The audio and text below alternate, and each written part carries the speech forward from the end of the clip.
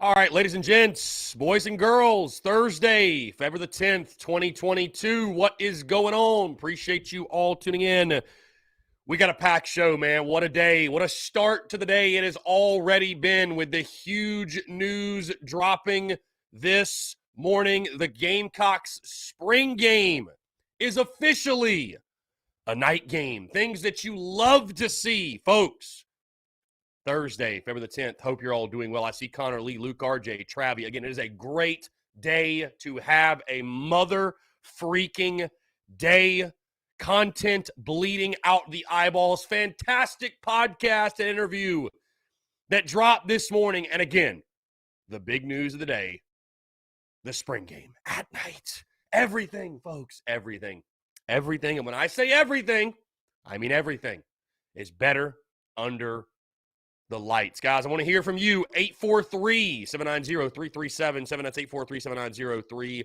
843-790-3377. Taking your questions, your comments, and your calls as well. We're also just 8 days away from opening day, just around the corner. And guys, guess what? I got big plans for opening day. I got big plans for the start of the baseball season. We have big plans. Get excited. Guys, before we get going, the Daily Crow brought to you by the Big Cock Club. Sign up for the Big Cock Club today, patreon.com/Big Cock Club. We actually just dropped a great conversation this morning with Chris Marler, good buddy of mine of Saturday Down South, as he joined me to talk the 2021 football season. We talk Shane Beamer, of course, but Spencer Rattler, Austin Stogner, the other transfer portal additions.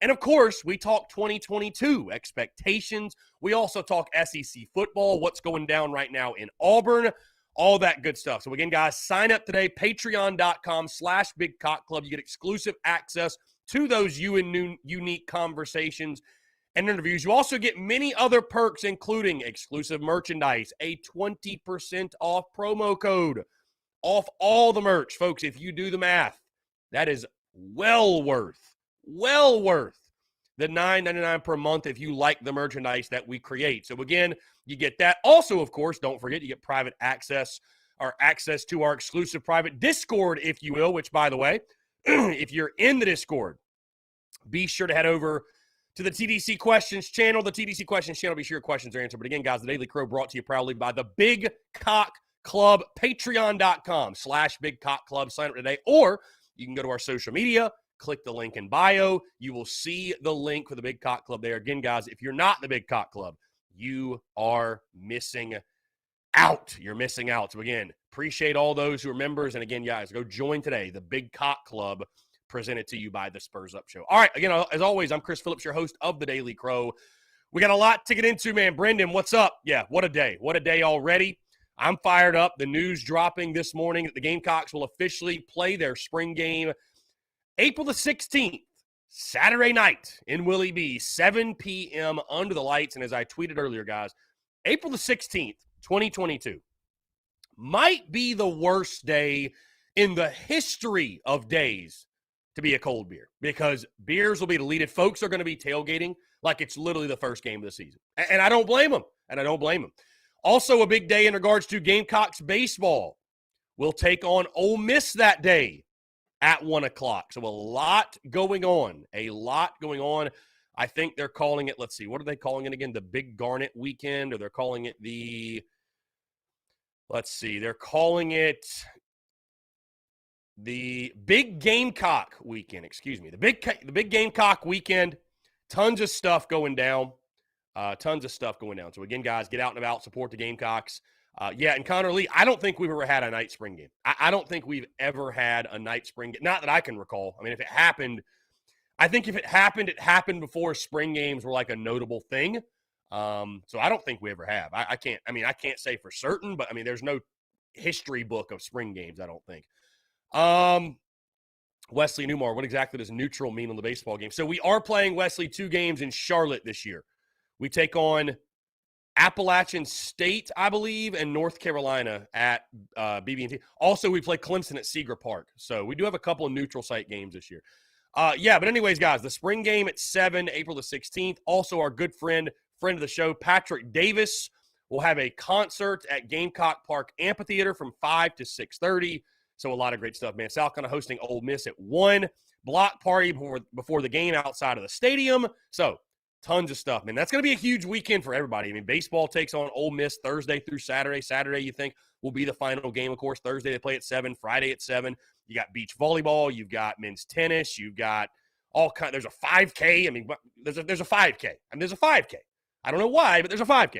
So a lot going on that weekend. Again, we got a ways to go. And Corey Gardner, they have already announced, Corey, the spring game will be televised on SEC Network Plus. SEC Network Plus is where you can watch that. So if you cannot make it, I would tell you this, though, Corey. I mean, the game being at night, I would do everything in my power to make that. I would do everything in my power to make that, my guy. It's free. Parking is free. I mean, unless you got some grand plans, what better do fans have to do than go to the spring game? I mean, really, though, really.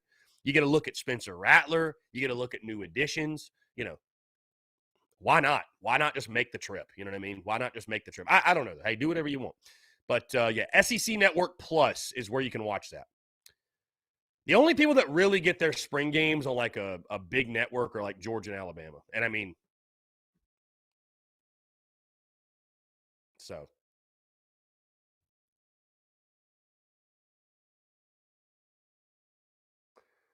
Let's see. Evan Slane says, what is your plan for Slapdick of the Week for baseball season? Yeah, we're going to do Slapdick of the Weekend.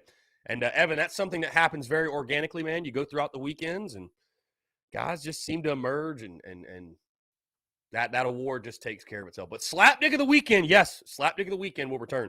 And it's something I'll probably make a graphic for it this year. I didn't really promote the shit out of it last year. I'll promote the shit out of it this year. Justin Warren, so it's $10 parking for the fairgrounds. Gamecock Park is free. Gamecock Park is free. $10 in the fairgrounds. Gamecock Park is free. So, yes, it is, Justin. As I said, free parking. It is free parking. Let's see here.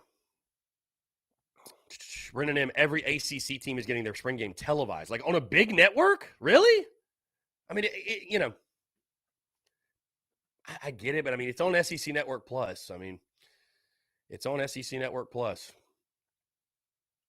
So, yeah, Ole Miss, that series that weekend will be a lot of fun. Again, guys, great show today. A lot to get into. I do want to hear from you, 843-790-3377.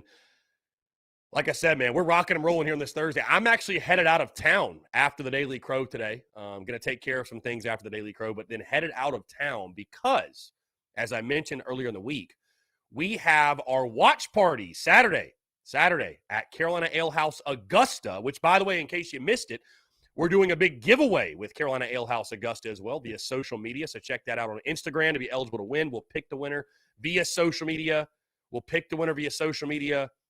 On Saturday at 1 o'clock. But, yeah, going to be down in the Augusta area. My family obviously still lives down there. All my North Augusta boys planning on being at the Yellow Jacket scrimmage tonight. Baseball is scrimmaging. I forget who they play, but they'll be out there at the old field at 6 o'clock. So yours truly going to head down there. We'll do the Daily Crow remote tomorrow, which is becoming a thing. By the way, in case you missed this on Twitter, I actually reached out to my guy, Brian Glenn. If you don't know who Brian Glenn is, he is the owner of Village Idiot. So I don't think he'd mind at all. Just go into Village Idiot one day, grab a booth, set up for lunch, and do the Daily Crow literally while eating a slice at Village. I think that would be cool. I think that would actually be a lot of fun. I think that'd be a lot of fun. So y'all stay tuned. Big things popping, man. We're evolving. We're changing. We're keeping things fresh, if you will, and keeping you guys entertained, keeping the yucks coming. So be sure you stay tuned. But again, want to continue to hear from you. Hope you guys are doing well. Like I said, great podcast drop this morning talking to Gamecocks catchers going into the 2022 baseball season.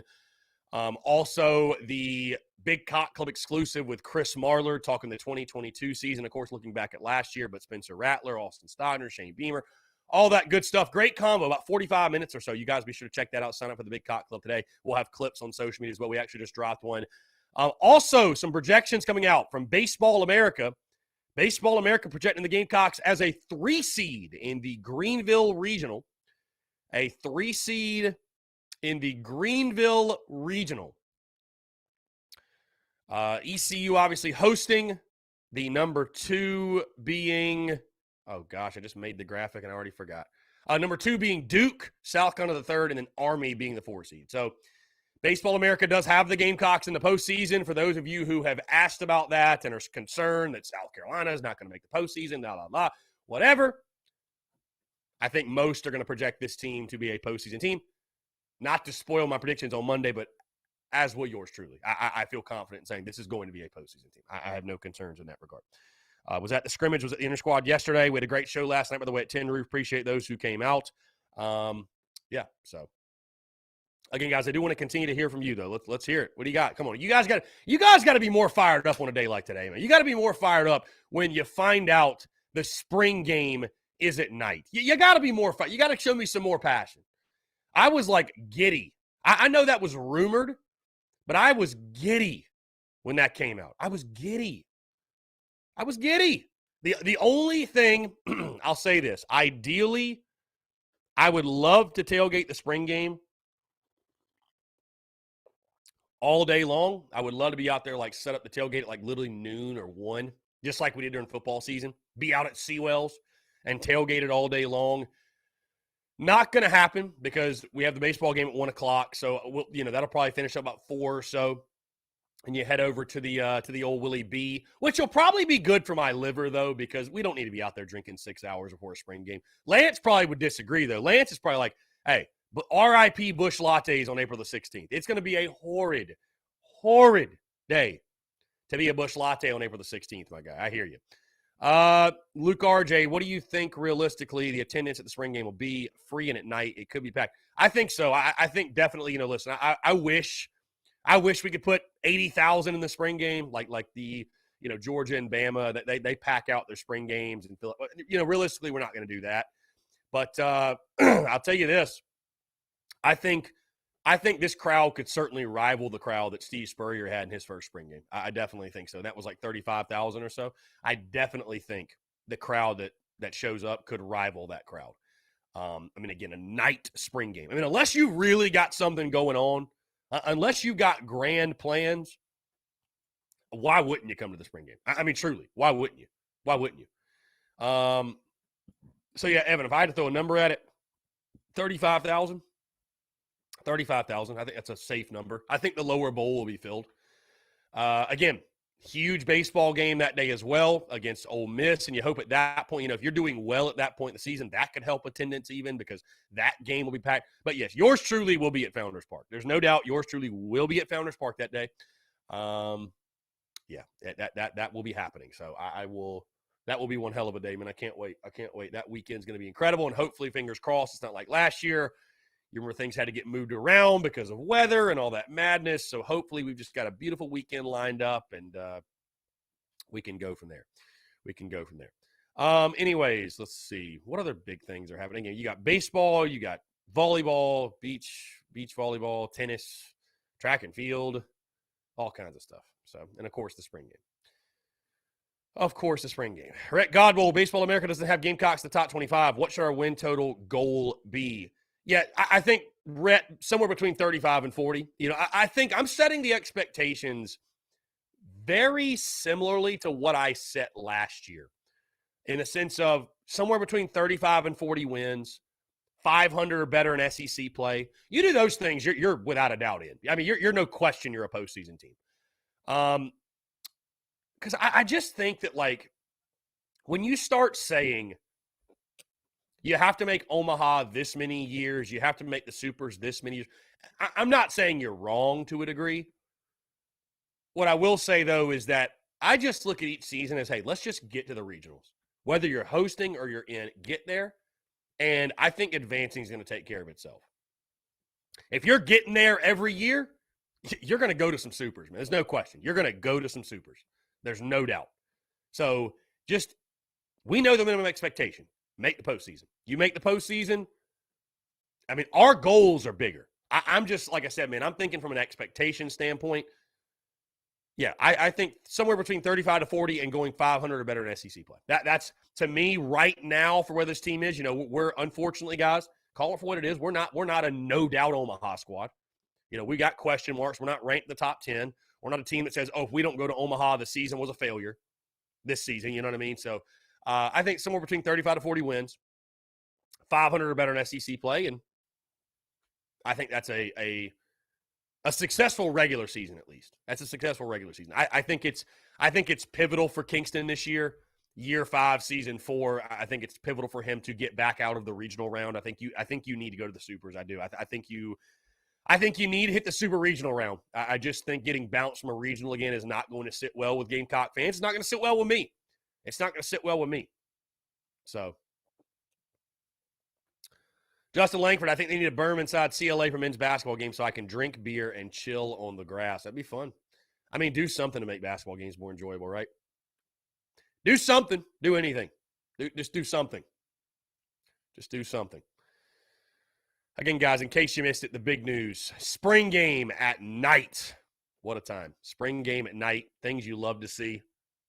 Things you absolutely love to see. Again, guys, we had a great time last night at Tin Roof. Appreciate you all coming out. I think the 6 to 8, the later start time, is going to be absolutely incredible for the quality of that show, for the amount of people that can come out to that show. I think it's just going to do wonders for us. So I think it's going to do absolute wonders for us. So Luke RJ, when I saw the spring game will be at night on Twitter, I immediately thought that this is probably the coolest thing I've ever seen, but that is just Beamer. Dude, Beamer's out here doing the Lord's work, straight up. Beamer's doing the Lord's work, man.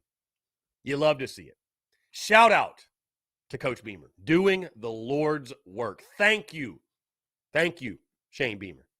Thank you. Unreal. I mean, just something so simple. A no-brainer move, but a big brain move all at the same time. All at the same time. Make the spring game a big party, man. You have full control of when the game starts. Why not? I love it. I love it. Absolutely freaking love it. Yeah, Ronnie Pace, Auburn football's a mess, and I love to see it. Auburn football is a complete and utter mess. Truly. Truly.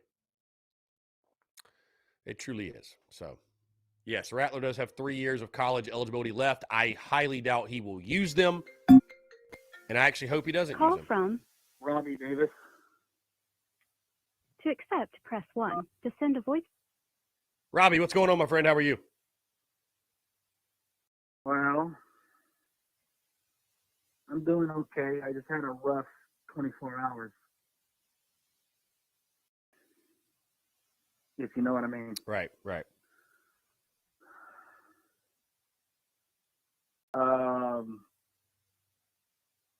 will definitely bust my keister to make sure I'm at the spring game come April. Okay? Especially now that I know what time the spring game is. I will tell my dad about, look, just make sure you're off by 5 o'clock. You're off by 5 o'clock and here by 5 o'clock, I'll be ready to leave by 4:30. Yeah, Robbie Davis. If you are not at the spring game, I'm gonna come for Uncle Boudreaux. Listen to me very carefully. I want to get there early enough to find where you're tailgating at, my dude. Well, I will be tailgating from 1 o'clock to 4 o'clock at Founders Park. So, because baseball plays that same day. So. Aha. You're gonna pull double duty, huh? Oh, of course, yeah. Baseball of course. Game. Oh yeah. I hear you, big dog. I hear you. Okay. I'm gonna remember how I told you my papa was a legend. You want proof that he was a legend? You want proof? I'll give you proof. Here's proof that my papa was a legend. When he was in high school, he played football at Walterboro High School. Okay. Back then, he was over 6 foot and 300 plus, okay? And he was an All-American in basketball. And back when he played in high school, they had a banner of the best players that played at Walterboro High School in the gymnasium. My papa was at the top of that list. Love to hear that. Love to hear that. So when I tell people I'm the grandson of a high school football legend, I'm not lying.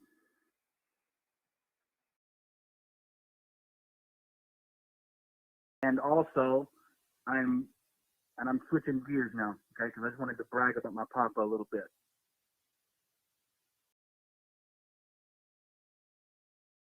Number one, going into the spring game, nobody get hurt. Nobody. That's rule numero uno. For any spring game, doesn't matter. Our spring game, you don't want to see nobody get hurt, especially players that you need. You don't want to see them get hurt.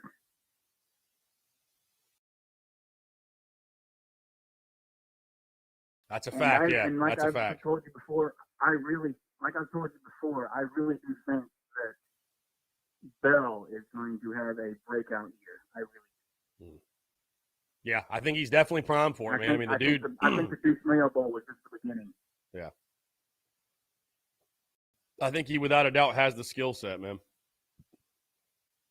Yeah, he's got the skill set to be a big-time ball player for us, so can play all different positions, and I just think for him it'll be, for our coaching staff, it'll be about finding the matchups. Yeah. Look for the matchups, see where we have the advantage, and take advantage of it.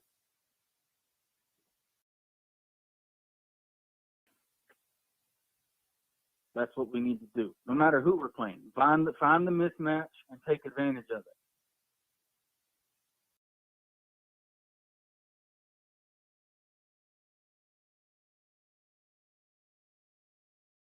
And do you by chance know what time they're playing in the basketball game on Saturday? So it's at 2 o'clock. Because I might 2 o'clock we play Georgia. 2 o'clock. 2 o'clock? Mm. I'm probably going to miss it. Well, hopefully you miss a victory. Hopefully you miss a victory. So. Yes, because I'm going to miss it because Saturday's the funeral. Ah, okay. No, that makes sense.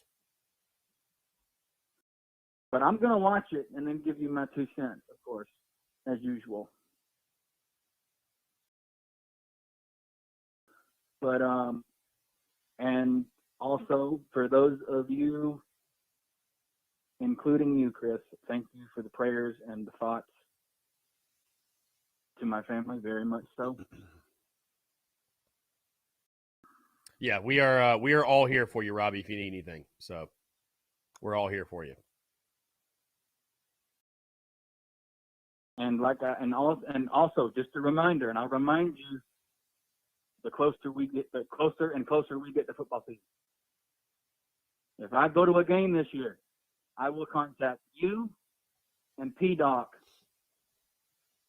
and Lance immediately.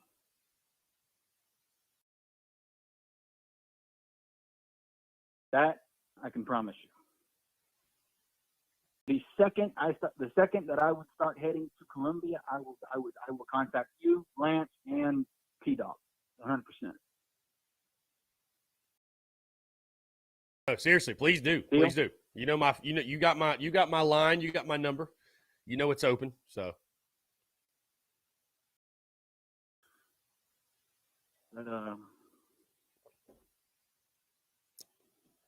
But yeah, that's and that's basically it. You have a great rest of your day, okay? I'm gonna grab my lunch out of the oven in a few minutes. Yeah, Robbie, appreciate you, man. Take care. Know we're praying for you, man, and appreciate you calling in as always. No problem, man. You have a great rest of your day, okay? Yeah, man, you too. Good stuff. In case you missed it, yeah, our good friend Robbie Davis, obviously Robbie very transparent, very open and honest. Very open and honest with what is going on. He's got some family stuff going on, so send your prayers, if you don't mind, to Robbie Davis's family and all those involved, and we will continue to do so. Appreciate Robbie calling in. Again, 843-790-3377. So, guys, by the way, a little bit of a side note. As we count down the days to opening day, just 8 days away, and Jackson Davis, you like the big cock clip at the top right of the screen. By the way, is this Jackson Davis, the swimmer, the TSUS athlete Jackson Davis, or is this just another Jackson Davis? I'm just curious. But I got big plans, by the way, guys, for opening day. Big plans, by the way, for opening day. Big plans. Very big plans. I'm thinking, you guys might recall when on signing day, the early signing day, we did like a Twitter Spaces in the morning. We did a NCAA live stream. Then we did the Daily Crow, and we did all kinds of stuff. I'm thinking we're going to do something similar on opening day. Maybe do a Twitter Spaces in the AM. I'm thinking maybe stream some like MLB The Show, just for fun. Whatever. I've only still got MLB The Show 20, so it would be old, but whatever. It'd be an account of baseball uniform. Whatever. Just to do, or maybe we could just stream NCAA. Heck, I don't know. But just to do something, just to make it special. I'll probably be literally like grilling out for opening day. So I'm probably going to do the Daily Crow like from outside. Probably going to do it from outside with my freaking AirPods in or something like that, or just whatever. We'll figure it out. But I'll be grilling, having some brats, having some seeds. Got to do it big on opening day. So it's going to be a special day, man. Hoping for great weather. It's going to be a very special day, though, man. You guys know I'm a huge baseball guy, and I love it. I love it. I really do, guys. I really do get just as fired up for baseball as I do football. I mean, really, because it's different. It's the same, but it's very different, right? Football is there's nothing like a Saturday in Columbia, South Carolina. There's nothing like a game day. But for baseball, for me, it hits in a different way. It really does. It hits in a different way, right? Which is awesome, which is cool. And then there's Gamecocks basketball. and then there's Carolina basketball that just drives us nuts. By the way, speaking of Carolina basketball, tonight, the women's team taking on Kentucky at their place. Dawn Staley's squad looking for their 10th consecutive victory. 10th consecutive. 10th consecutive. How about that? So, really looking forward to it. Let's see.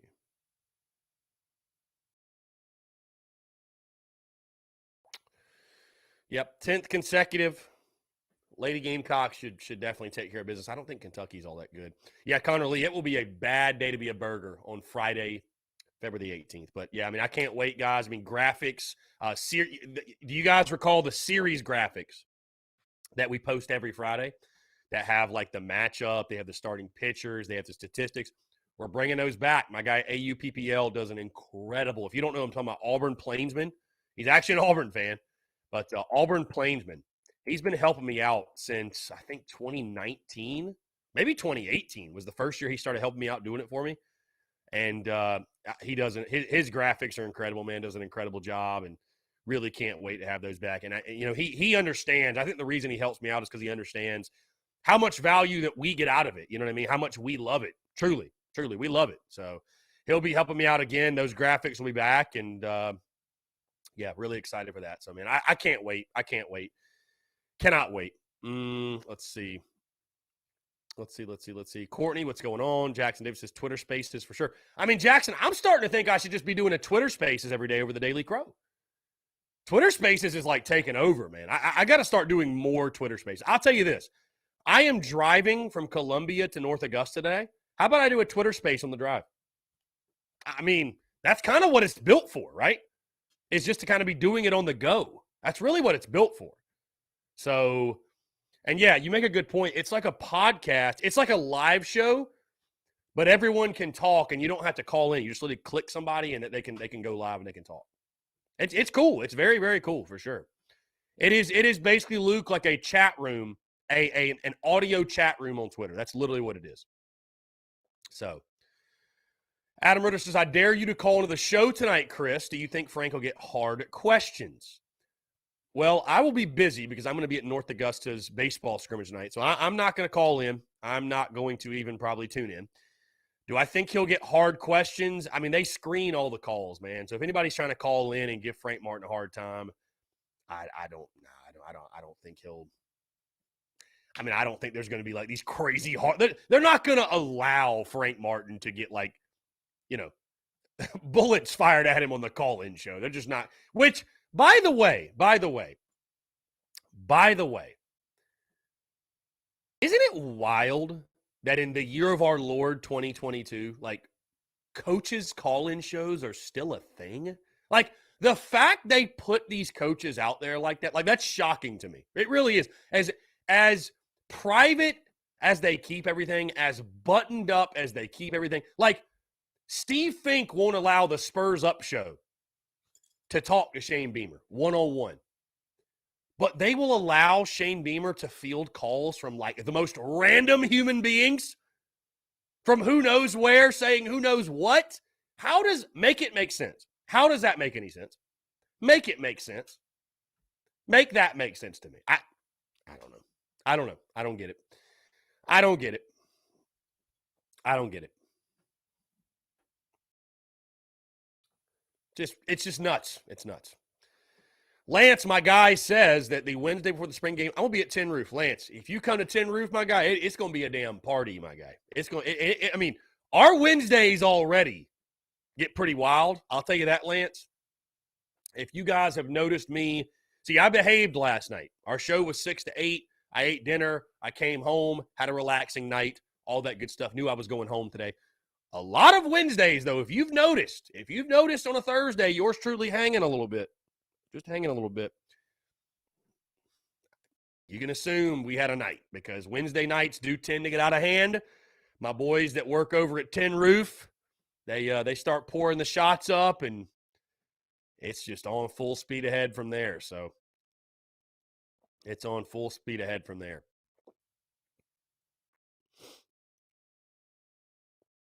So, Lance, you come on back out, my guy. You come out. It'd be a hell of a time. Let's see. Jackson says football will always be more performance-based than anything. Basketball will never be as bright and loud as will it be on a Saturday. Yeah, of course. I think we can all agree with that. But I would also just make the point that I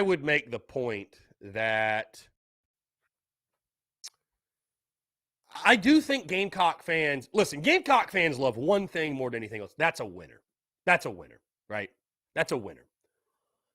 So if this basketball program got some life into it, some energy, and you started winning, I think you'd put a good crowd at CLA. Would you sell it out? I'll be honest with you guys. And I've seen this point made before, and I think it's correct. I do think it's a correct point. You just made CLA too big. You made CLA, like 18,000, that's a lot of people to attend a basketball game. That arena is huge. Like, I've sat at the top. I wouldn't want to go to a game and sit up there either. I really wouldn't. And if I sound like a bad fan, so be it. But I think you get a lot more out of an intimate 9,000 to 10,000 seat arena than that 18,000 seat cathedral that we play in. And I like CLA, don't get me wrong, but it's almost like it's too big. Like, you're never going to sell it out, really. I mean, I think a 10,000 seat arena, I think is perfect. You could literally cut the top off of CLA. You really could. Everybody has a great seat. Just have lower level and boxes. That's really all you need. I mean, I know there's no way to do that, but anyways, let's shut the phone lines here. Call from Jackson Davis. to accept. Yo, what's going on, man? How are you? What's up, man? I wanted to type this, but Lord, it was a lot, so I decided I'd just call in and explain. So, like I said, I can't connect Kentucky and South Carolina basketball at all because of the history, obviously. But I mean, Kentucky has done the same thing in the SEC that I would say Duke has done in the ACC. Obviously, they're both very high claimed basketball schools, and obviously South Carolina, I wouldn't really say has been so great in basketball in the past years. But I 100% agree. If we can just get a little motor in our friggin' boat and just go play some damn ball, I think we could definitely put a bunch of people in there. I don't know about 18,000, but I mean, I think if we can just get some winning basketball, I think it's worth it. Yeah, I mean, the women's are averaging 12,000, 13,000. I think the men's could easily put that in there. I mean, Yeah, you start winning. Yeah, you start winning. I think you could easily put that in there, but it just feels like every time I don't blame people. It's like every time we have a big game of any sort, we just fall flat on our face. And I mean, again, when you're 4-7 and 6 of the 7 losses are by double digits and the other one's by 8 points, like, why would you want to show up for a big game against a ranked opponent? I mean, on one hand, is that a bad attitude to have? But you have to view it as you got to take your Gamecock fandom out of it and look at it as, okay, sports is a form of entertainment. People have limited time, resources, energy, funds, whatever. So they're going to spend them on things that they're getting a return on or are valuable. And it's you're not getting a return on going and watching your team get their ass kicked. You're just not. You're not. So, it starts with the one foolproof thing that'll put more butts in the seats is winning games. That's bottom line. So, no, I think definitely, I look at some schools and, I'm very envious of their atmospheres. And I thought Gamecock fans, by the way, I thought Gamecock fans, those that did show up Tuesday night against Kentucky, they were loud. They did their thing. I thought the students were incredible. Don't blame them at all. But I'm very envious of some of the arenas you see, like what Arkansas did, their arena, their crowd taking down Auburn and stuff. So, but, you just need hope. You need hope, man. You need a shot in the arm. You need new energy. You need new blood. It just, it's obvious. And again, I've said it all season. That's your biggest problem. It's not that you lost to Kentucky or you lost this game. It's like, your fan base has lost hope. For a lot of the portion of it has lost hope. Yeah. It's just that, like, I totally agree with the video. Like, people that have no we can't expect our boys basketball team just to do what our girls basketball team is doing. Is number one in the nation, has won a natty in the past couple of years. Like, we can't expect that, which is unbelievable. I feel like we could, but it just comes down to winning games for sure. Yeah, I mean, again, and I agree with you. It's no, and I don't think anybody is expecting that. The problem is right now we have no expectations. That there's just none. There's none. Yeah. And so when you have no expectations, it's just when you're just going out there and playing for fun, when you feel like there's really nothing on the line, there's nothing at stake. That's what makes sports great, is competitive pressure and pressure as a whole. And that, again, that's what makes it fun. And when you just take that away and you have no expectations, you have no standards, it's all about, hey, let's just lace up our shoes and go play and let's go have a good time. And we'll be just good enough to get people to tune in, but not good enough to win anything ever. That might fly the first couple of years of a coach's tenure, but you get into year 10 and it's just the same thing over and over again. And I'm sorry, but people are just they're not going to gravitate to that. So. And is it just me, or did Frank Martin used to have hair? Yes, Frank Martin did used indeed used to have hair. Yeah, he got COVID twice and got alopecia, and yeah, he looks like a completely different human being now. He looks. So, like, I remember he used to come to the Peach Jam, and I just didn't know if it was like Frank Martin. I don't know who it is right now. But, yeah, he used to look completely different. So. Good talk to you, man. Be careful on the drive, and hopefully our Jackets can give him hell tonight. Yeah, for sure, man. I appreciate it. I'm looking forward to it. Thanks so much for the call, my guy. Take care. Good stuff. Again, taking your questions, comments, calls, 843-790-3377. Yeah, definitely go Jackets for sure. Somebody asked, by the way, in the TDC Questions channel, Chase Youngblood, is Kevin Lynn at North Augusta? Yes, Kevin Lynn is at North Augusta. Kevin, a good buddy of mine. Kevin, a really good buddy of mine. Was a hell of a pitcher in his day also. So, yes, Kevin Lynn is the head coach at North Augusta. So, looking forward to seeing Kevin and the boys tonight. Jacob Rogers, spring game. That's awesome. Turnout should be lit. Yeah, night game for the spring game. In case you missed it, night game for the spring game. 7 o'clock kickoff at Willie B. Going to be absolutely incredible. Going to be an awesome weekend. Great day. Connor Lee says they're supposed to be putting LEDs around the upper deck so we can make the stadium dark and flashlights like Bama in Georgia. You got to think that's part of it. They're going to showcase that at the spring game. I would certainly think so. I would certainly think that's part of it. So, Kevin Montgomery, how would you grade South Carolina football's recruiting class? Great question. I'd give it a B. I think it's a solid class. I think it's a solid class. I mean, I wouldn't say I think the one thing you lacked in regards to the high school signings is like immediate impact guys. Like, you don't have a ton of them. I mean, Stone Blanton's going to play a lot early. Landon Sampson should be able to help you out early. And I think a guy like Keenan Nelson Jr., Anthony Rose maybe, but you don't have like that no doubt stud 5-star guy. Now, granted, you got all the transfers and the Rattlers and the Stogners and Devontae Reeds and Terrell Dawkins and all these guys, right? So, Antoine Wells Jr., you added some big-time guys. I would say a B, though. I mean, it's a solid class. It's not a great class, but it's a solid class for sure. It's a solid class. Yeah, it's a solid class. I'm for that to be his first full recruiting class, I'm happy with the class. So, I'm happy with the class. Yes, Connor Lee, Stone Blanton is going to play baseball. Yes, Stone Blanton will be playing baseball. Again, he will get on campus. This fall, so he will play baseball next spring. Heard some great things about him too, man. I mean, I've heard some great things. I mean, he was obviously, if you follow Perfect Game, he was rated like a 9, which is like an elite prospect for them, was committed to Mississippi State. So, Travis says, how in the world do Mizzou and Kentucky out-recruit us? That's what's frustrating. Yeah, I don't know what they're selling, Travis. I don't know what Kentucky and Missouri are selling. The only thing I can think is Stoops has been at Kentucky for so long, and, so he's been in it with a lot of these prospects for quite a while. That certainly helps. That certainly helps. Mizzou, I don't know what Drinkwitz is selling kids. I have no idea. I have no clue. So, but hey, man, it's the SEC. Everybody's trying to win. It's extremely competitive. That's why, listen, I mean, we got better over the offseason. We've got better in recruiting. We've got better through the portal. We've gotten better, right? Across the board, and I'm happy with it, but so did everybody else. You know what I mean? So did everybody else. Spam calls here on a Thursday. Appreciate you calling in, West Champ Packer. On that note, guys, we're going to jump into a quick break, our first break of the day. I want to continue to hear from you, questions, comments, calls, and more. Let's get after it. Let's have a freaking Thursday, shall we? What a day to have a day. Feels good to be good here on this Thursday. Again, guys, more from you guys on the other side. You're tuned in to the Daily Crow.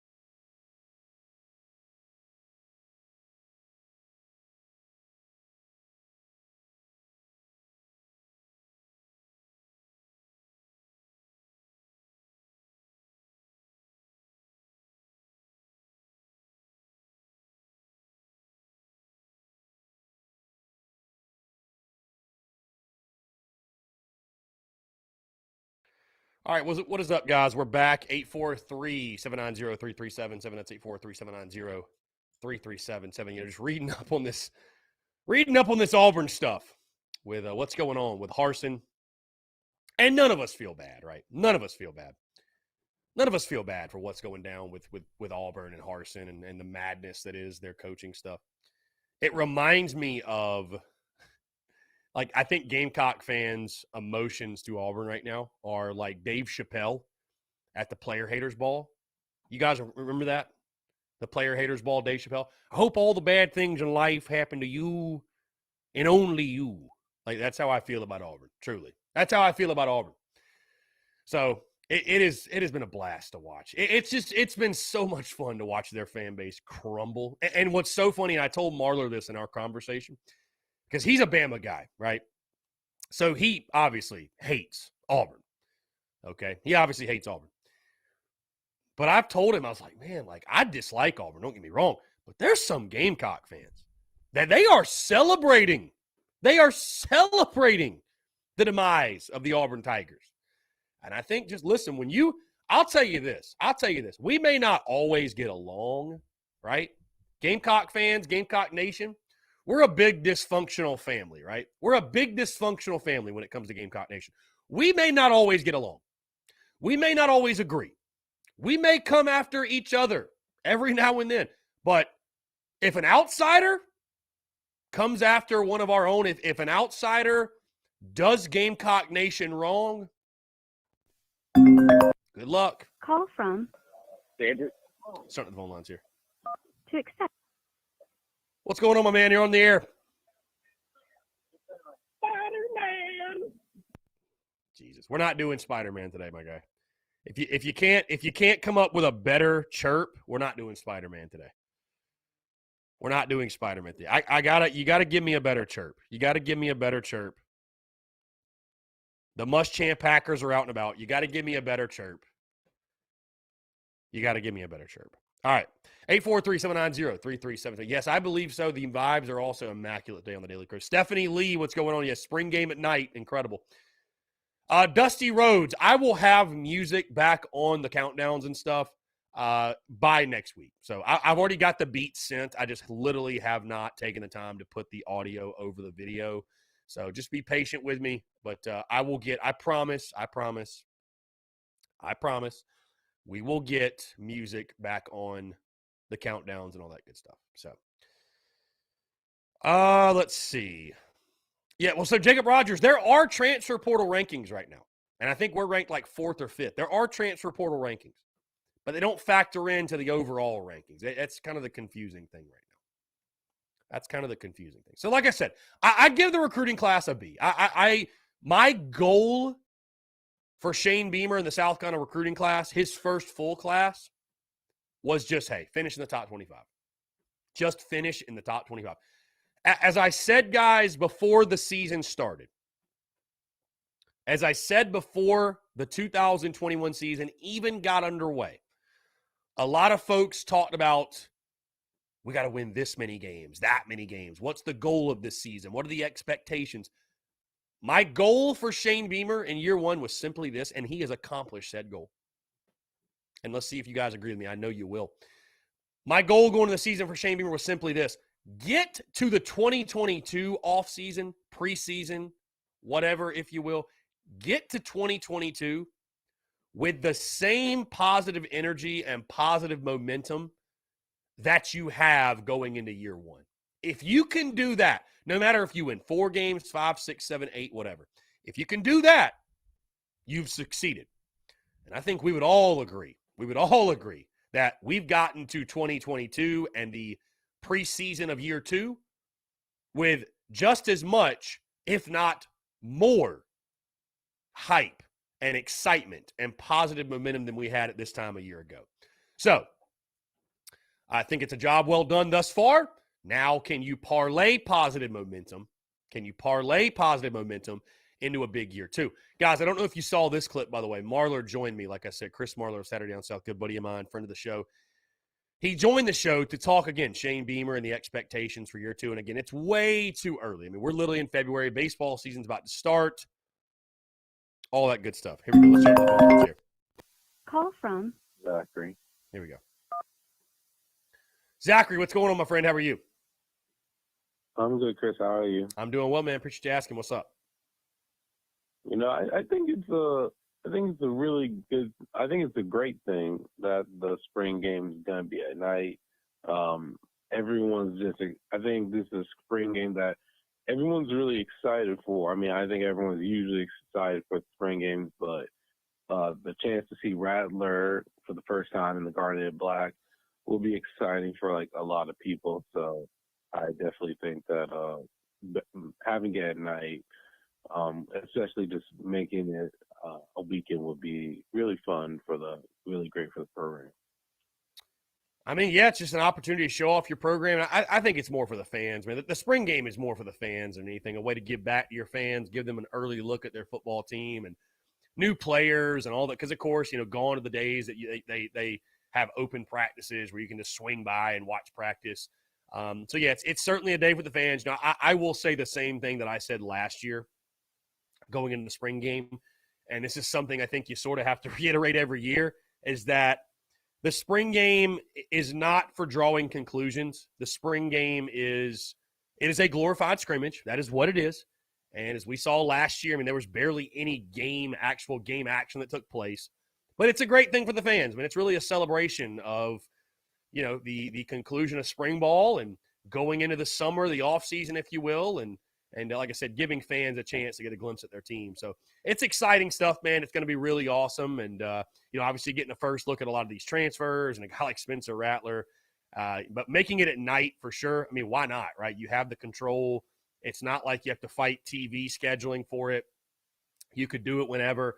And, also it made sense because you played baseball that day at 1 o'clock. Like, why not make it a thing where you can go to support the Gamecocks all over and go to – go to every single event that day. And, I think it's great for the program, man, just to showcase. I'm sure you'll have prospects in town, but definitely a great thing for the fans, man. I think Shane Beamer's got a very good feel on the pulse of the fan base and what they want and what's going to fire us up. And so I think it was a no-brainer to have the spring game at night. Yeah, I'm going back to what you said about people not getting conclusions. People, Chris, are going to get conclusions from this game. For sure. It's going to happen. I mean, it's going to happen. It's going to happen. People draw conclusions from a freaking practice highlight tape. You know what I mean? Like, I understand it's going to happen, but I would advise against it because, again, I mean, we've many a time seen guys ball out in the spring game and be spring game contributors. And, hey, I guess what? You know what, though? You could say this. Zaquandre White was the spring game MVP, and guess what? He had a great year. Jaheim Bell flashed in the spring game. Guess what? He had a great year. So, I mean, it's, you can never really tell, I guess. But we've seen it many, many times as well, though, that, it's guys will flash in a spring game and nothing comes of it. It doesn't really mean anything. So, we'll see. I mean, it's just – take it for what it is. It is a glorified scrimmage. Take it for what it is. It's a glorified scrimmage. As long as you're getting out of the spring game healthy, you're getting a look at your guys, that's all you really want. A guy like Spencer Rattler, probably only going to play like 1 or 2 series. Most of the time your big guys don't even play in a spring game. I doubt a guy like Josh Vann even plays in the spring game, man. I doubt a guy like Cam Smith probably plays, if hardly at all, in the spring game. So, but it is a fun thing. I mean, trust me, it's a fun thing. I'll be looking forward to it. We'll be breaking it down, of course, all that good stuff. But yeah, just a great chance to get a first look, if you will, at your football team and definitely the new players also. Yeah, Rattler is definitely I think he's definitely gonna play at least the series. Because Beamer was talking like, hey, it means a lot to the fan base. And back to what you said about Beamer having his finger on the pulse of what the fan base wants. I think that's one of the best things he does is knowing what the fan base wants, or like at least not like giving us what we didn't know we want. And I think that's really what he's good at. And I think it's different from a coach like Brian Harsin with everything going on at Auburn. It's like he's more like he just wants to coach ball. Like, while Beamer understands he has to do all the extra stuff, and I think that's something that's really good to know that when you're a coach, especially in the SEC, you got to do the extra stuff to keep the fans bought in, and you got to keep them happy, and you got to go out and, you know, do stuff to keep prospects happy and all that. And I think that's something that's really great that Beamer, who's the first-time head coach, knows that I gotta do a little more because of where I'm at, as opposed to Harsons, who you would think he would know that I gotta do a little more. This isn't the Mountain West. This is the SEC. This is the big time. So it's actually really refreshing, and it's actually really good to see that. Yeah, I mean, I think that, you know, today's game, you're a head coach, you got to be a salesman. And I know some of it, I mean, heck, I'll even admit, man, some of it at times comes across as corny. Some of it at times comes across as over the top. Some of it at times comes across as cringy, but you have to do it. You have to do it. You gotta give your fan base a hug. You gotta make people feel good. You gotta give people butterflies. You gotta keep them excited, keep them motivated, keep them fired up. So, you know, Dabo kind of laid the foundation for that. As much as we hate him, he did. He did. Give credit where credit's due. He did. He laid the foundation for it. A lot of people said this. Hey, a lot of the things we are celebrating right now, we hated on Dabo years ago for it. You know what I mean? Just call it for what it is. We did. But it's the way you connect with players and fire your fan base up, and like that matters in today's game. And that's what I say about, you know, the basketball program. You know, this basketball fan base could use a proverbial hug, if you will, because Frank Martin is such a mean cuss. He's such a mean son of a bitch. He's so hard for fans to wrap their arms around and relate to. And I like Frank Martin, I do, but he is a hard-nosed, old-school guy. And, you know, it's these new school young coaches that are winning. It's these new school young coaches that can relate to their fan base, that are having success. And I think there's a reason for that. It's the new school young relatable coaches that are recruiting at a high level. I think there's a reason for that, you know? So it's Shane Beamer knows that, and he's obviously doing a hell of a job. He's using social media to his advantage, and he's relating to people, and he's a people person, and he, you know, it obviously helps that he was at Carolina before, and he loves USC, and, you know, he's been a Gamecock before he ever took over as head coach, so he gets it. But yeah, I think that's certainly part of the job now, man. It's you know, coaching's very important, recruiting's very important, but also being a salesman for your program and, you know, being able to relate with your fan base and be likable. Hey, being likable is important. Being likable is very important. It is. Believe it or not, it is. Don't let anybody tell you different. Being likable is important. So Beamer gets that, and he's doing a hell of a job at it. And again, I can't wait to see where it goes from here. Yeah, being likable is definitely a big thing. You're less likely to fire a guy that you like. Well, you probably are still going to fire him, but, you know, you'll probably drag your feet to do it as opposed to someone you dislike. So, yeah, being likable is definitely a big thing.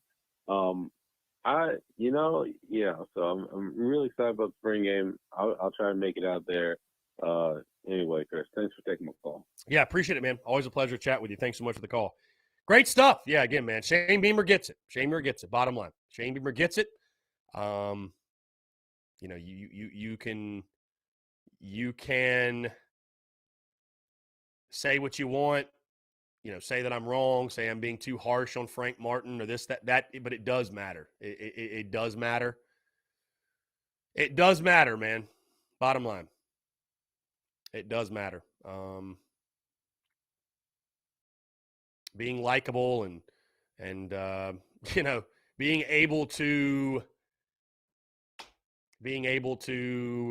relate with your fan base, I think that matters. Tyler Gay, here's a good question. When you are at the bar, what's the first drink you're ordering? Money is no issue. Tyler, I think a little bit, some of it depends on the occasion, but let's just say just default. First drink I'm ordering at the bar, again, a lot of it is occasion influenced. I got to be honest. A lot of it's occasion influenced. And I'm not like some fancy drink guy.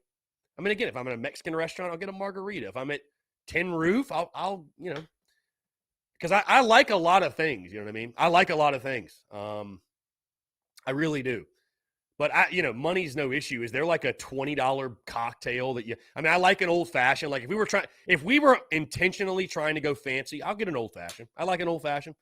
I'm not going to like drink old fashions all night, but if I'm getting an expensive cocktail, I'd say an old fashioned. I really do like an old fashioned. That'd probably be my go-to. But I'm not to be honest with you, like I'm not a bougie drinker at all. I will say like the most bougie thing about me drinking is like when I drink whiskey, I'll drink it neat. I like drinking whiskey neat. So, but if I'm at the bar just trying to have a night, man, we'll do vodka Red Bull, we'll do tequila. I mean, I'll just drink Bud Light out of pitcher, man. I don't give a damn. It is what it is. But if we're going fancy cocktail, I think an old fashioned just be the go-to. Pretty simple. Pretty simple stuff. Chris Cox, looking forward to meeting you as well, man. Thank you. That's great to hear that you'll be out there on Saturday. It's really cool, man. Again, sort of a homecoming for yours truly because, as you all know, yours truly born and raised in North Augusta. So it's funny. I mean, I've been to that Carolina Ale House in Augusta, Georgia many times. And, again, it's one of those cool moments where, you never would have thought, I guess, or never really thought about it growing up that, hey, one of these days you're going to be throwing a watch party at the Carolina Ale House in Augusta, Georgia. So it's a cool thing, man. It's a cool thing, and I'm looking forward to it. And so, Chris, I appreciate you, man, coming out. It's going to be a lot of fun. And, hey, it's a game we might actually win. Let's see. Chris Cox, you're dead on about the new coach being closer, players' age, try to relate. And I think just being you can talk, the kids today are snowflakes. They're soft. That's what's wrong.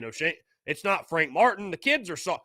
Bro, you can complain about the kids all you want. You can complain about the athletes. You can complain about the way they're raised. But if you can't coach today's athlete, if you can't develop today's athlete, if you can't do it, you can't coach. So I don't give a damn what you say about the athletes today. If you can't coach them, you can't recruit them, you can't develop them, then you can't be a head coach, man. Bottom line.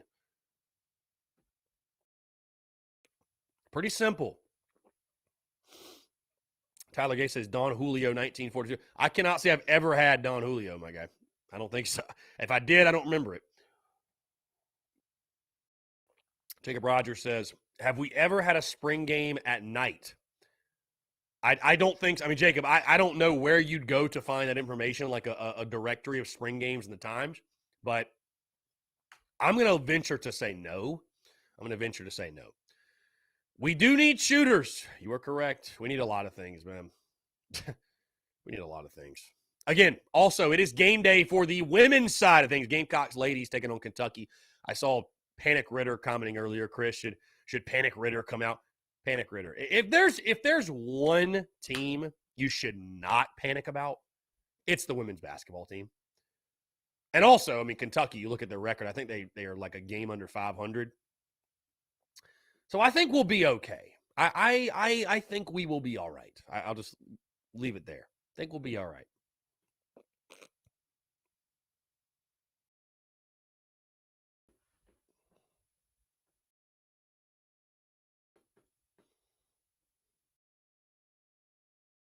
Again, guys, in case you missed it, of course, the big news of the day, the spring game at night for Gamecocks football. Spring game at night. Also, admission is free.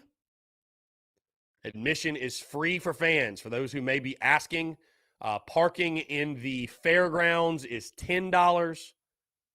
Parking in Gamecock Park is free. So, going to be one hell of a day, man. Going to be one hell of a day. Here, let's jump to the phone lines. Call from Derek. Here we go. to accept. Derek, what's up, man? How are you? Hey, man, I'm doing well, man. How are you doing? I'm doing well, man. Appreciate you asking. What's going on? Good. Listen, I want to kind of get your brain here for a second. When you heard that Texas and Oklahoma were coming to the SEC, what was your first take on that as far as those two programs coming to our league? Well, I think everybody just wants to be in the best conference in the country, man. I think that's what it comes down to. I mean, it was surprising to me. It was a bit surprising, but I think money talks as well. I think money talks, and they're going to go where the big money is. So it's as far as if I take like my South Carolina side out of it, I mean, I think it's from a just a fan of the sport perspective, it's a cool thing. I mean, the SEC just got even better. It also, though, I'm kind of like wondering how they're going to handle it, because are you really just going to have 2 7-team divisions? I think pods would be a much, much better method, because, and again, I don't want to make this sound like I'm trying to like award participation trophies or anything like that, but a lot of it is keeping fans engaged and interested. And if you just have 2 7-team conferences or 7-team divisions, I mean, it's going to be hard to keep the teams that finish 5th, 6th, 7th, keep those fan bases engaged, really. I mean, for lack of a better way of putting it. So I think pods would be a really beneficial thing. I think it'd be a really cool thing. But, when I first heard it, it's just bring it on, man. Bring it on. SEC just got even tougher, and it's going to make for some really, really fun matchups and road trips for sure. I was thinking the same thing. And then I see how in the baseball side that Texas has always been a power. I'm not sure anything about Oklahoma, but I could see South Carolina and Texas having a real rivalry there. I'm just like looking forward to what that's going to look like. I think the Oklahoma and Texas fans are going to really understand that it just means more to us in the South. Mm-hmm. And, I'm not a big baseball fan, but I'm pretty sure that I'll be coming home just to see Texas and South Carolina, or South Carolina and Oklahoma, vice versa, just to see the passion and the level of play on the field. I just wanted to ask you that, brother. Have a good day, man. Yeah, man, I appreciate you calling in, man. Thanks so much. Yeah, it's going to be interesting. I mean, again, the SEC just got even tougher, and Shane Beamer, I think, had the right attitude to it. You got to embrace it, and hey, we got to recruit our asses off, and you got to embrace the challenge, man. You got to embrace the challenge. And I know one of the things that came up when that happened, and I guess this was like last summer, right? But one of the very, very unpopular opinions with Gamecock fans that came up was, should South Carolina change conferences? Would it be in their best interest to go to the ACC or go elsewhere? And, of course, the overwhelming answer was no. And I'm not saying that I said yes. I'm just, it's a very interesting talking point, I guess. But, yeah, I mean, it's one of those things where, I think Texas and Oklahoma are going to, I don't think they're just going to come in and just dominate the league or anything. Absolutely not. I mean, you look at Texas, they're struggling right now. So, and I think Oklahoma, they've got, Brent Venables. They're going to get a very quick taste of life in the SEC and how tough it is week in, week out to put together a top-notch program. So, I think that you're a fan of the sport, you're a fan of the SEC, and you're just a fan of fun football and quality football. I think it's a great thing for us all. I do. I think it's a great thing for us all. I think it's something that we should all be excited about. And I'm looking. I mean, again, I can't wait. I can't wait to make those road trips to Norman and Austin. That's going to be awesome. That's going to be incredible. So, really looking forward to it. And again, I think you have to take the challenge head on, man. You have to take the challenge head on. You have to embrace it. You have to look at it that way. You absolutely have to look at it that way. You do. You can't cower from it. You can't fear the challenge. And I don't think Gamecock fans do. I know Shane Beamer doesn't. I know they'll be all excited, fired up, and looking forward to taking them head on. So, yeah, Daddy-O, I did see the rating for facilities. They do that every single year. We're top 10. We're 7th, I believe it was. So my good buddy Brad Crawford is actually the one I believe that wrote that article. But, listen, we've got fantastic football facilities, man. There's no question. The upgrades we've made, I mean, our ops building, I've actually gotten to tour it before. It is a fantastic facility. It is a fantastic facility. So, let's see. Connor Lee says 1969 ACC champs. We own that conference. Indeed, we own that conference. Brendan, best of luck on your exam, my friend. Best of luck. Best of luck. Twan Love Kicks says, I think Frank has lost the locker room. I mean, listen, so, and it's funny to see the people and people. I had to explain yesterday what I meant by Frank Martin stands, right? Somebody was like, I'm not a Frank Martin stan. I'm just a fan of the team. Here's what a Frank Martin stan is. But these people that say that, they prove themselves as Frank Martin stans. Frank Martin stans are people that they won't even allow like criticism of Frank Martin. They won't even allow it. They won't allow it. Frank Martin can do no wrong. You should never speak ill on the name of Frank Martin. Frank Martin's the greatest. He should get a lifetime extension. He shouldn't be held accountable. He shouldn't have expectations. Those are Frank Martin stands.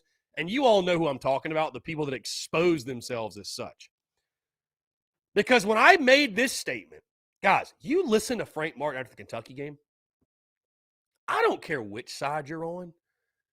Some of the things he said were a little concerning. That's not a hot take. That's not a hot take. And again, I posted this clip yesterday on social media from the Daily Crow, but it's like, again, we have two functioning eyes and a functioning brain and functioning ears. Like anybody with a brain would tell you the things that Frank Martin said in that post-game presser, they were a little concerning. Like, things don't sound like they're going very well. So we'll see what happens over the next couple of days and going into the weekend. But I tell you what, you better beat Georgia, man. You lose to Georgia, I'll tell you this. I have said there's no benefit. There's no benefit at all in, firing Frank Martin midseason. There's absolutely no benefit in firing Frank Martin midseason. I think you let him ride it out. You lose to Georgia, I wouldn't mind either way, man. I think it's – I would, but I really, guys, I don't want to spoil my prediction for the podcast tomorrow. I think the Gamecocks will get Georgia. I do. I think the Gamecocks will get Georgia. Dalton Hines, do we think that Ray Tanner called Bob Ritchie at Furman to talk about the job opportunity yet? I don't know, Dalton, what Ray Tanner's doing. If it was me, I would go ahead and start the search. I think it's – come on, man. I just laugh. I really laugh at some of the folks I see on social media that, well, we got this game and this game. We could win the next 5. We could win 5 of the next 6. We could get to 19, 20 wins. We could still make the tournament. Guys, there is negative a zillion chance this South Carolina basketball team is going to the big dance. And I'll take it a step further. If South Carolina makes the tournament, if Frank Martin pulls one out of his ass and somehow, some way, against all odds and all logic, gets this team to March Madness, gets this team to the NCAA tournament, I will literally get Frank Martin's face tattooed on my ass. Like straight up. Because it ain't happening. It's not happening. It's not happening. Like let's stop pretending. I know hope is a great thing. Hope's not a strategy, but without hope you have nothing. But folks, stop. Stop it. Stop it. Stop with these unrealistic, these pipe dreams that you have. Come on. I mean, I laugh when I see it. I'm not trying to be Debbie Downer or Negative Nancy, but come on. Come on. I would ask those people, number one, what would you set the odds at? And would you put money on it that they're going to make the tournament? I know people just want to hold out hope. I tell you that, those same people, we could lose to Georgia. We could lose to Georgia, and they'd be like, we could still win the next 5 in a row. It's like, bro, shut up. Just shut up. Come on, just stop it. Let us die. Let us die.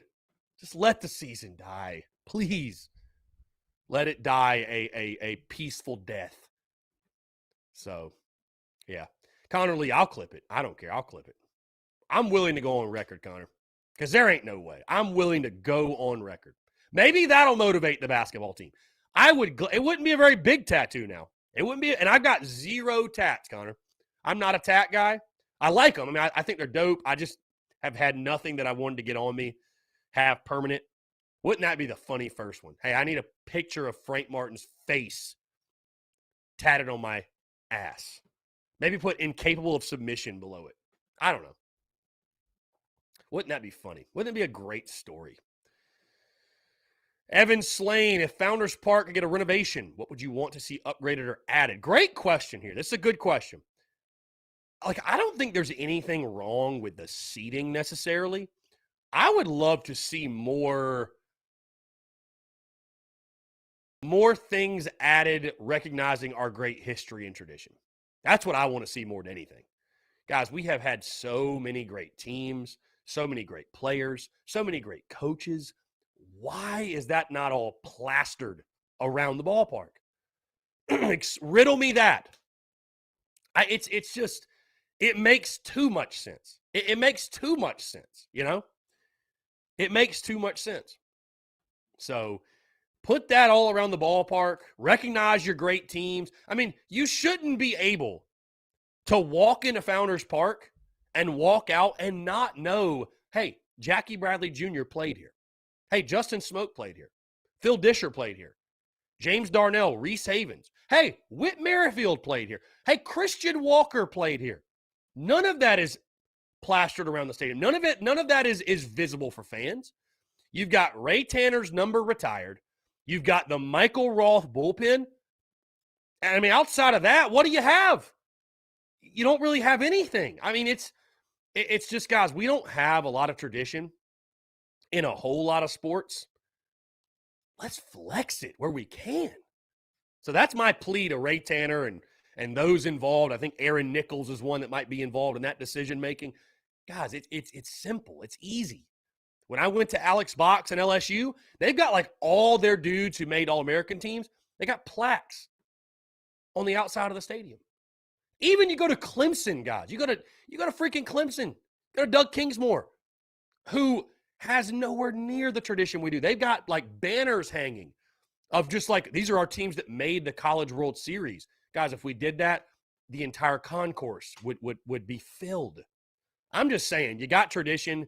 Why don't you flex it? Why don't you flaunt it a little bit? Why is there not like a South kind of baseball Hall of Fame somewhere where fans visiting and home can marvel at the incredible tradition that we have? And this is a problem across all sports. I love Asia Wilson, guys. She deserves a statue. How does Alex English not have one?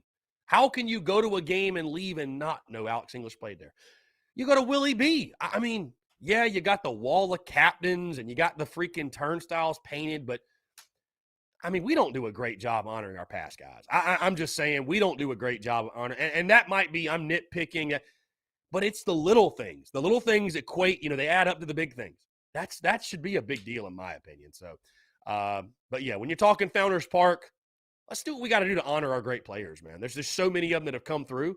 Let's do that. That to me that's a low-hanging fruit. We could knock that out easy. And then, yes, of course, I think the big exclamation point would be a Ray Tanner statue. I think Ray Tanner deserves a statue outside of Founders Park. I think it's a no-brainer. So let's see. Luke RJ, are you talking about Cox by 90? No, I'm not talking about Cox by 90. I'm not saying give up on your team, Luke RJ. I'm not saying give up on your team, but I'm also saying just be realistic of like, come on, bro, we're not going to the tournament. Like, you got to be joking me. That's a joke. No, I'm not calling out anybody individually specifically. There's just there's some people that want to keep those tournament hopes alive, whether it be Twitter, Instagram, Facebook, people I talk to in my daily life, and I'm just like, come on, man. Come on. Ain't no way you actually believe that. Ain't no way that you actually believe that. So, guys, we are going to jump into a quick break. 843-790-3377. That's 843-790-3377. I want to continue to hear from you. More of your questions, your comments, your calls, and more on the other side. You're tuned in to the Daily Crow.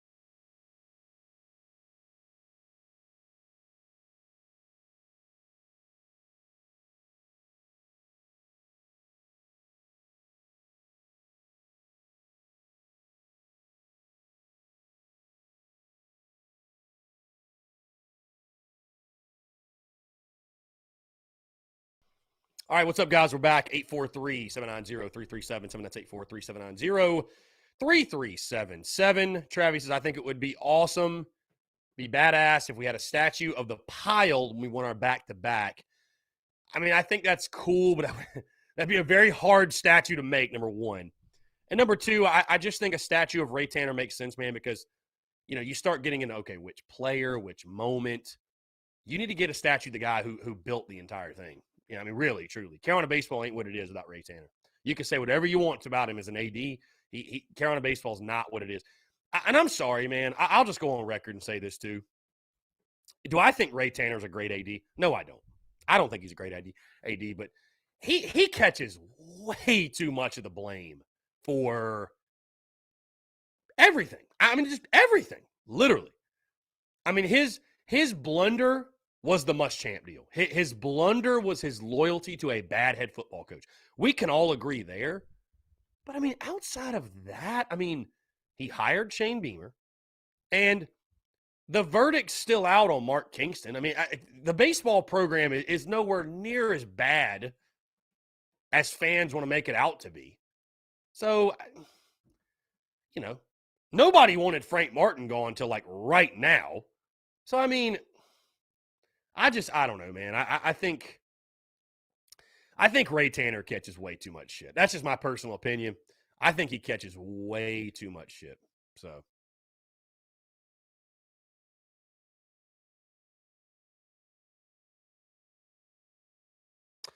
Connor Lees, I know it's per sources season. One of my buddy's family is a huge donor, and his uncle just got a call that Frank Martin will be fired after this year. Per sources season, but that does not shock me. Keith in the CDC Questions channel says this team won't make the tournament of the NIT, and a Ray Tanner statue. Indeed, Keith, I agree. Travi, I mean, do we actually know what an AD truly does? You know what's funny? My best friend's dad was the athletic director at USC Aiken for quite a while, so I feel like I've got a decent feel on it. But yeah, Travi, man, that's the thing. You don't. How much control does Ray Tanner have? How much is he just being told what to do? You don't really know. We don't really know. You know what I mean? So.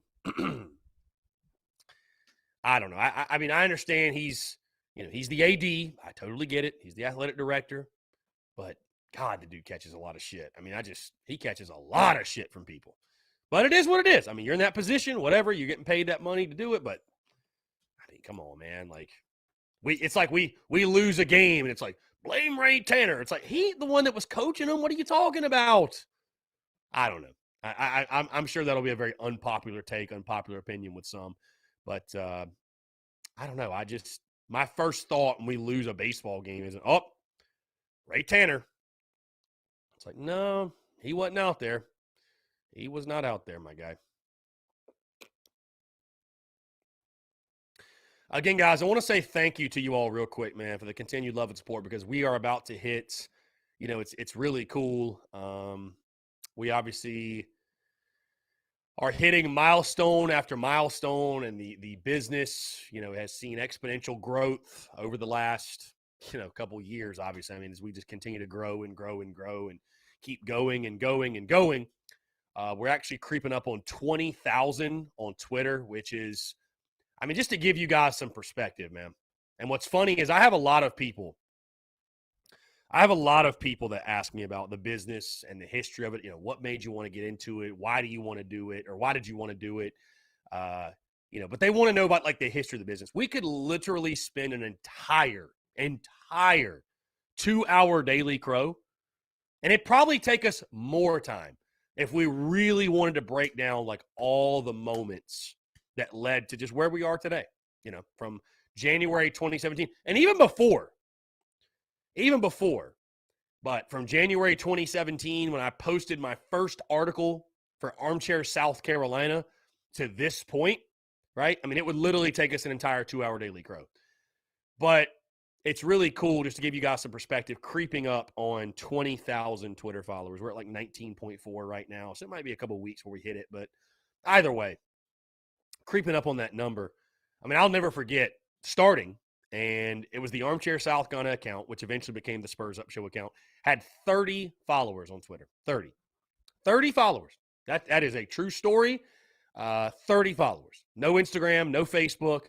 And I'll never forget, a year later, January 2018, middle of January, hitting 1,000 followers. The post is still literally up on Twitter, Facebook, all over my personal social media channels. When we hit 1,000 followers, guys, I literally went and got a bottle of champagne. I was so giddy, so excited. Like 1,000 felt like such a crazy number. And to, you think about it. In that moment it was, and when you're starting something from zero, like 1,000's a lot, right? 1,000 is a lot. But I'll never lose perspective, man, because again, I remember how I felt when we hit 1,000. So to think that we're creeping up on 20,000 is truly a blessing. So thank you guys for the love and support again across all social media channels, no matter if it's Facebook, YouTube, Twitter, Instagram, Twitch, whatever it might be. Truly appreciative for you guys. It has been awesome to watch this thing grow and evolve. And again, man, this is just the beginning, man. Truly, I still, that's the exciting part. And I tell people this all the time, is I just still feel like we're scratching the surface. We're only 1% of the way there, and things are continuing to evolve. And we still, what's fun about it is it's like we have all these successes, and in the moment, you're like, man, look where we are. But it's fun to look back. And I know I'm going off on a little bit of a tangent here, but it's fun to look back. Like just say a year from today, right? A year ago today, February the 10th, 2021. And to feel like in that moment, man, look around, like look how great everything is, how much everything has improved. And to look at how much things have evolved and changed for the better in just a year, both personally, professionally, business, all that good stuff. What's exciting is to think, how are we going to feel a year from now? February the 10th, 2023. Are we going to be even in the same spot? How much different are things going to be? How much better are things going to be? That's what makes, again, that's why I have a hat, guys. That's why I always say the joy is in the journey. I literally have it on my phone. The joy is in the journey. It's like a background I made. And that's what I mean when I say that. That's what I mean. Luke RJ says, who are some of those 1,000 followers? Shout out to those A1 Day 1 TSUS people. That's a great question, Luke. I don't know. What's been funny, Luke? I'll tell you guys this too. Just what's been funny. And you may have felt this, by the way. Some of you may have felt this in your personal, professional lives, whatever. Because I think this happens just in the game of life, right? What you tend to see in life is folks will cheer for you and root for you and pull for you until you get bigger than them. They want you to be big. They want you to be successful. They don't want you to be more successful than them. And so it's funny, the early days of Armchair South Carolina and the Spurs Up show, and certain people that would follow and cheer you on and would retweet our stuff and favorite it and say, man, I really rock what you do. It's great, this, that. But the second you have a controversial opinion, the second you start to blow up and you start to really catch some momentum, those people turn into haters. I mean, guys, I can think of some right now off the top of my head. I can think of some right now. There are folks right now on social media who shit on the Spurs Up show that when I first started, they were fans. They were fans. They rocked with it. Openly rocked with it. What changed? Sure, I've had some controversial takes over the course of the history of the show and the business. No doubt. I mean, who doesn't, man? You make content for 5 years, you're going to have some opinions that don't land with some people, but it's just funny to see that. And again, that's every walk of life, man. You see that in the corporate world all the time, all the backstabbing, right? You're all buddy-buddy in the corporate world until your buddy gets the promotion that you wanted. Then all of a sudden you ain't no cool no more. Why is that? So that's real talk. And we'll have real talk here. So my loyalty has always been to the business and the content and being real and genuine and keeping it 100. And I think the where people get lost is that they want everyone to like them. They do. They want everybody, especially when you're talking about your favorite team, right? You're talking about the Gamecocks. There's, and I'm not like coming at any Gamecock controversy. I'm just giving you guys kind of a pulling back the curtain of what it's really like. Especially early on, I think the trap that some Gamecock content creators fall into, they want all Gamecocks to like them, right? They can't fathom a fan of their own team disliking them. I look at it totally opposite. If everybody liked what we did, I would know it was no good. The content that we make ain't built for everybody. It's not. Nor should it be. It ain't built for everybody. It's like Coach Peterson said before he left, Buck life ain't for everybody. Well, TSUS life ain't for everybody. You know what I mean? So that's how you know when you got something. That's how you know when you got something. So like when people call in and troll, when people talk shit on social media, bro, I love that. In a weird, sick, twisted way, I love that. Because people don't troll people who are insignificant. They don't troll people who aren't doing shit in life. They don't troll people who are losers. They don't troll people who have nothing going on. Come on. We all know this. The loudest boos, they come from the cheapest seats. And normally those boos are going towards the best seats. The people actually on the field of play, competing. But it's funny to watch that evolution because, again, you think of those original 1,000, those original 10,000 even. It was funny the amount of people that switched up when I said Fire Muschamp. A lot of people switched up. A lot of people switched up. One of the best things that ever happened to my business was the Fire Muschamp thing. Believe it or not, it was. It put TSUS on the map. It doesn't matter, believe it or not, guys, it doesn't matter whether it's positive or negative when it comes to content. You just want to be known for something. And now it got exhausting. It got exhausting over, after a while. I didn't want to be the Fire Muschamp guy anymore. I'm so glad now I get to be the Beamer Ball guy, right? Now I'm the Beamer Ball guy. Thank God. I love that. That's so much more fun and it's better. But when it comes to creating content and media and making a splash and building a brand, you just got to get known somehow. And for yours truly, for better or for worse, Fire Muschamp did it. But it's funny how, again, a lot of folks fell off. Man, a lot of people that were pulling for us in the beginning. And, because I think what it is that people don't like when you have a voice bigger than them. So when you're an account out there, and this is no disrespect to anybody, when you're an account out there that has 1,000 followers on Twitter, oh, look, it's this little Gamecock account that, look at them. They're just a fan of my team and this and that. I'll give them a thumbs up and pat them on the back. And, they don't view you as a threat at that point. They don't view you as a threat because you're not big enough. But once you start gaining some traction, like you could say something they disagree with when you have 1,000 followers and they'll think nothing of it, right? Because you only have 1,000 followers. You start gaining some traction, some momentum, building a brand, all of a sudden you hit 10,000. Like, oh man, I don't really like they have all that attention. They start to view you as a threat. I don't like that their opinion, it feels like it's more important than mine. That's a lot of Twitter, man. And I really try to remove ego from it. I try to remove ego from my life, period. And, you see people on that. I mean, a lot of it is Twitter is ego, right? Like a lot. That's why I've always liked Instagram a lot because Twitter, there's this, we've gotten past that point now. The first 1,000, first 5,000, like that's the hardest to get on Twitter because Twitter's such a thing where it's like, oh, I follow you and you don't follow me back. I'm going to unfollow you. Like, no, but see, that's what it is though. It's ego. I'm not following you unless you follow me back. Instagram, there's really none of that. Like if you make dope shit, people will follow you. It doesn't really matter.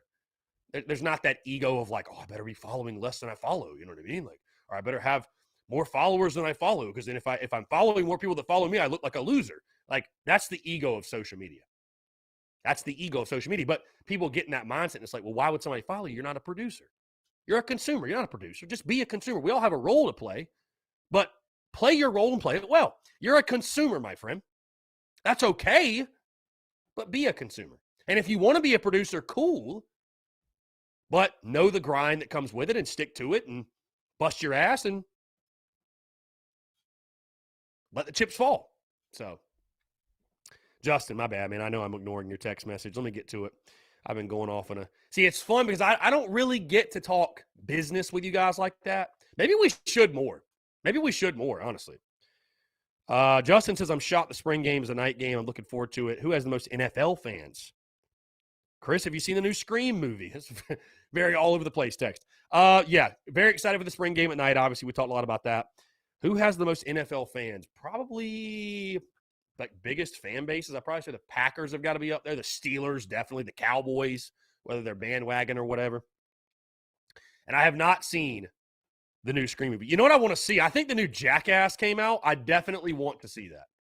What is it? Jackass Forever? Is that? Yeah, that's out. Dude, that sounds like a good time. That sounds like a good time.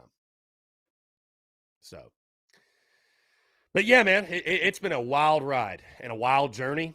And again, I would, that is, and guys, here's almost a twisted thing, because I know there's many of you in this chat right now. There's many of you that listen to the podcast. There's many of you that tune into all of our content that are alumni of the University of South Carolina. And that is awesome. That's fantastic that you walked the halls and you were on the horseshoe and you went to games as a student and all that. That's great. You know what I mean? That is so awesome. Here's a hot take for you. I believe my biggest advantage as a content creator around the University of South Carolina is that I didn't go there. I think my biggest advantage is that I did not go to the University of South Carolina. And you say, what are you talking about? Why is that? Well, here's the reason. It is very hard for people to be critical about their own school. Very hard, very tough. Some people are just not wired to do it. They can't bring themselves to do it because they look up on their wall and they see that diploma with that USC crest on it. They see their name on it. They just, it's like personal. It's really personal for them, right? I love the University of South Carolina, guys. Born and raised, diehard fan, but I don't have that connection. I don't have it, you know? So I think it's really, honestly, my greatest advantage. It doesn't pain me. I view the University of South Carolina as I love it. Don't get me wrong, I love it, but this is sports we're talking about. A lot of this is business, you know, like it is personal. It is personal, but I'm able to separate. We are able to separate the fan side, garnet glasses, and the taking it personal and calling it like you see it, calling a spade, being honest and blunt when need be. That's why a lot of people that are, you know, a USC alum, they held on to Muschamp forever. That's why those folks are holding on to Frank Martin forever, because for them, it's personal. Coaches are like your uncles and your parents. Players are like your children. Administrators are members of your family practically. It's personal for people. I think that's my greatest advantage. And I've had many scoff over the years that, oh, you didn't even go to South Carolina. What's this guy talking about? Why? Again, that's our greatest advantage. That's our greatest advantage. It's not always sunshine and rainbows with your favorite school. It's not. Sometimes it is, but a lot of times it isn't. And again, I made the commitment early on. I'll always keep it a buck. I'll always keep it 100. I knew I had a choice to make early on. I could be the fuzzy, feel-good, sunshine and rainbows guy, or I could be the captain of the pirate ship. Well, ahoy, matey. We're just getting going. 843-790-3377. One final break before we get out of here, guys. One final break. Want to continue to hear from you. You guys call in, leave your comments, all that good stuff. 843-790-3377. More of your questions, comments, calls, and more on the side. You're tuned in to the Daily Crow.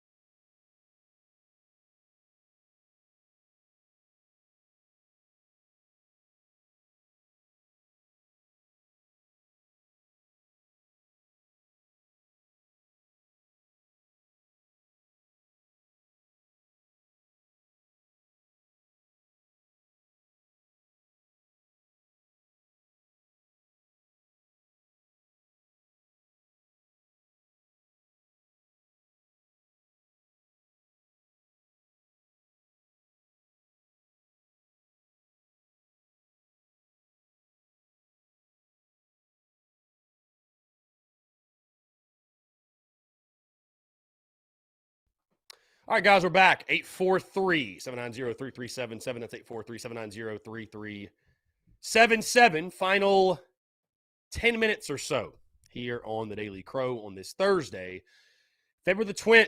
The 20th. What in the world is that? February the 10th, 2022. Guys, we sit just 8 days away from opening day. Man, I mean, what a time. What a time to be alive. Truly, what a time. What a time to be alive. Just 8 days from opening day. Connor Lee, the Daily Crow will be from North Augusta tomorrow. I was looking at the weather. Dude, the weather's going to be nice this weekend. How about that? We got a nice little weather weekend. So the Daily Crow will be remote tomorrow. Probably going to do it from the parents' back porch, screen porch. Really nice porch. Very nice. We'll probably do it from there. It'll be nice enough to sit outside. High of 71. It'll be nice. It'll be very nice. High of 73 Saturday. You love to see that. You love to see that. So we will do it, yes, on the road, Connor, remote. So kind of how you saw last Friday. Be sort of a similar setup, if you will.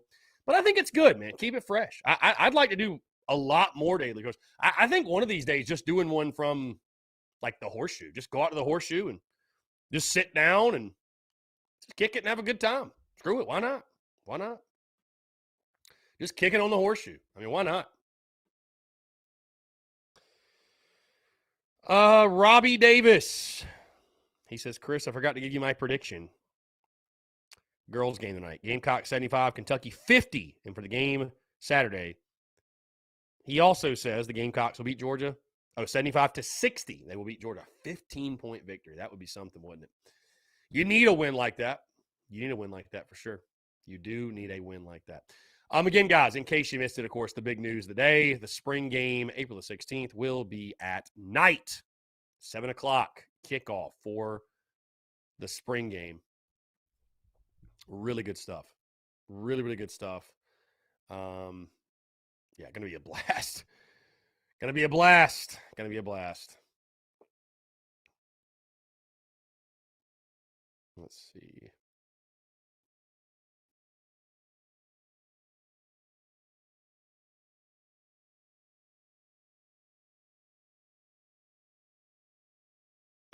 John Gibbs says, do it in Gamecock Farmers Market with Willoughby in the background would be badass.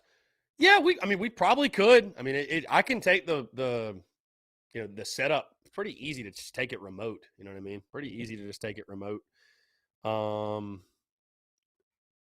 Yeah, so pretty easy to take it remote. Would have no issue doing that.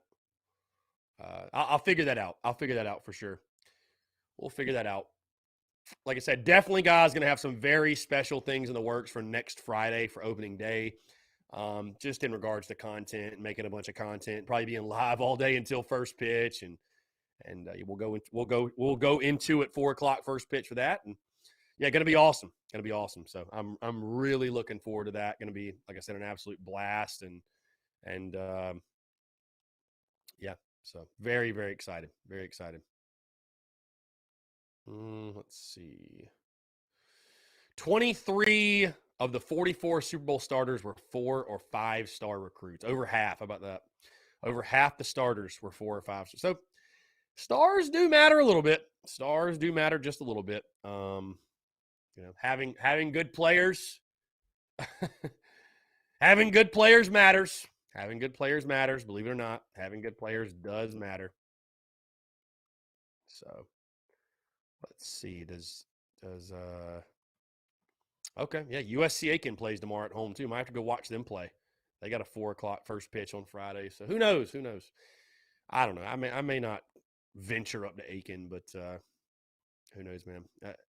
I'd like to go watch some baseball. And obviously, again, I'm going to watch North Augusta tonight. Going to be hitting the road pretty soon and go down to North Augusta and watch those guys tonight and just catch some high school ball and just have a weekend, man. Again, Saturday, watch party, Kona Ale House in Augusta, Georgia.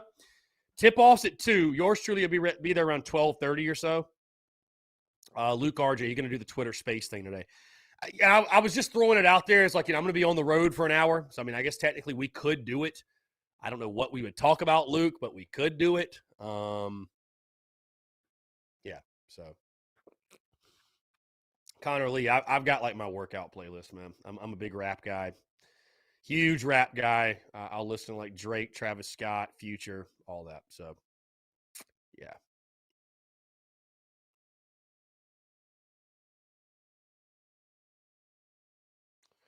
Let's see. Again, guys, appreciate your continued love and support, man. Like I said, it's been really cool to see business evolve and everything else, the way it's grown. It's awesome, man. Who you guys got in the Super Bowl, by the way? Any big Super Bowl plans? Any big Super Bowl plans? Anybody got anything crazy going on? I know Tin Roof is actually rented out. Tin Roof is rented out by a fraternity, so they've got big plans for sure.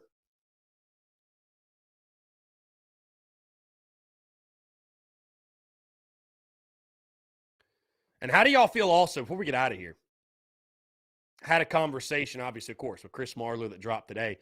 How do y'all feel about his comments when he said that, I asked him about year 2 expectations for Shane Beamer. He said, honestly, the expectation should not be really any higher than they were last year.